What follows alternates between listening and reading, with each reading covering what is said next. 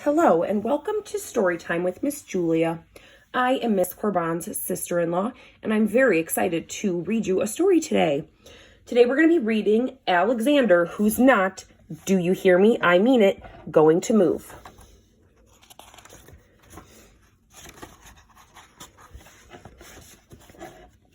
They can't make me pack my baseball mitt, or my I Love Dinosaurs sweatshirt, or my cowboy boots. They can't make me pack my ice skates, my jeans with 8 zippers, my compass, my radio, or my stuffed pig. My dad is packing, my mom is packing, my brothers Nick and Anthony are packing. I'm not packing. I'm not going to move.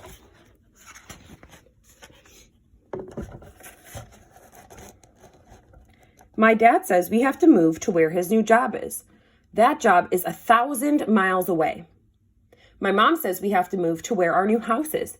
That house is 1,000 miles away. Right next door to the new house, there's a boy who is Anthony's age. Down the street, there's a boy who's the same age as Nick. There's no one next door or down the street or maybe for 1,000 miles who is my age. I'm not, do you hear me? I mean it, going to move. I'll never have a best friend like Paul again. I'll never have a great sitter like Rachel again. I'll never have my soccer team or my carpool again. I'll never have kids who know me except my brothers, and sometimes they don't want to know me. I'm not packing. I'm not going to move. Nick says I'm a fool and should get a brain transplant. Anthony says I'm being immature. My mom and my dad say that after a while, I'll get used to living 1,000 miles from everything. Never, not ever, no way, N-O. I maybe could stay here and live with the Baldwins. They've got a dog. I've always wanted a dog. I maybe could stay here and live with the Rooneys. They've got 6 girls. They always wanted one boy. I could maybe stay here and live with Mr. and Mrs. Obendorfer. They always have great treats on Halloween. I maybe could stay here and live by myself in maybe a tree house or maybe a tent or maybe a cave.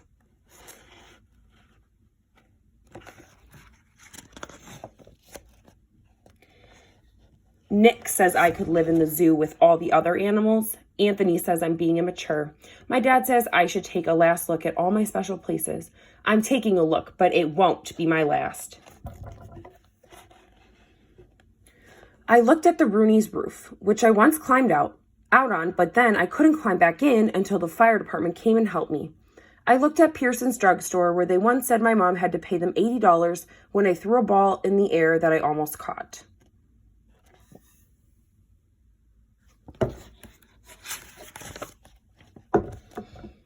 I looked at the lot next to Albert's house, where I once and for all learned to tell which was poison ivy. I looked at my school, where even Miss Knoop, the teacher I once spilled the goldfish bowl on, said she'd miss me. I looked at my special places where a lot of different things happened, not just different bad, but different good, like winning that sack race, like finding that flashlight, like spitting farther than Jack 3 times in a row.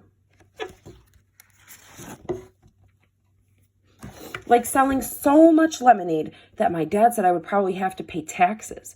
My dad was just making jokes about paying taxes. I wish he was just making jokes about having to move.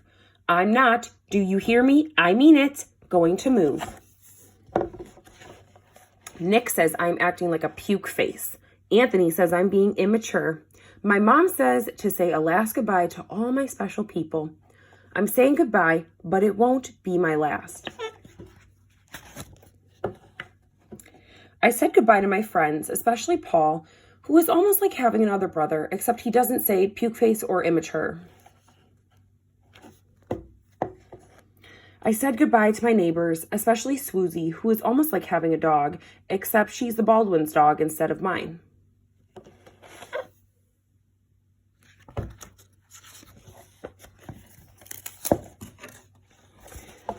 I said goodbye to Rachel, who taught me to stand on my head and whistle with 2 fingers, but she says don't try to do both at the same time. I said goodbye to Seymour the cleaners, who, even if it's gum wrappers or an old tooth, always saves me the stuff I leave in my pockets. I have said a lot of goodbyes to a lot of people and got a lot of hugs and kisses, enough hugs and kisses to last for a person's whole life. I said a lot of goodbyes, except I'm staying right here. I'm not going to move.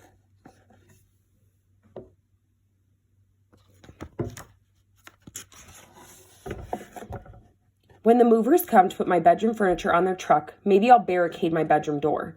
When my dad wants to tie my bicycle on the roof rack on top of the station wagon, maybe I'll lock up my bike and bury the key.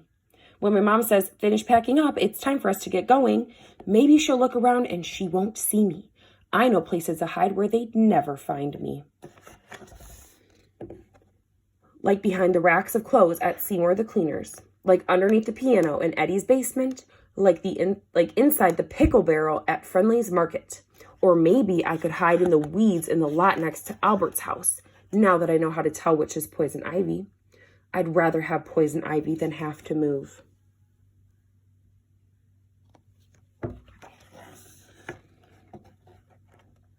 My dad said it might take a while, but I'll find a new soccer team. He says it might take a while, but I'll find boys my age.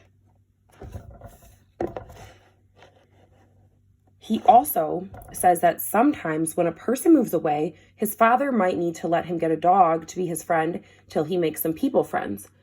I think that Swoozie too would make a good name.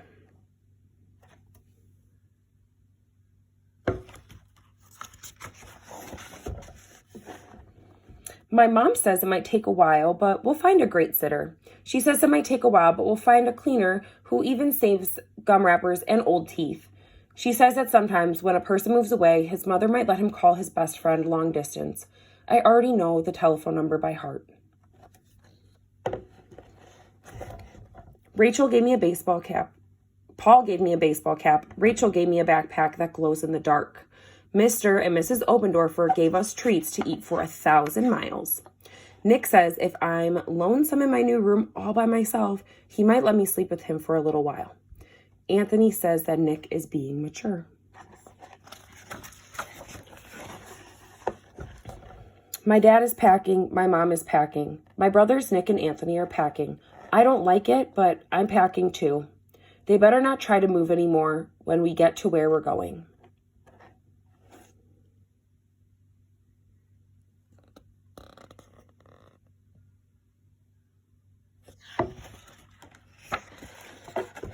Because this is the last time I'll do it. The next time they won't make me do it. Never, not ever, no way, N-O.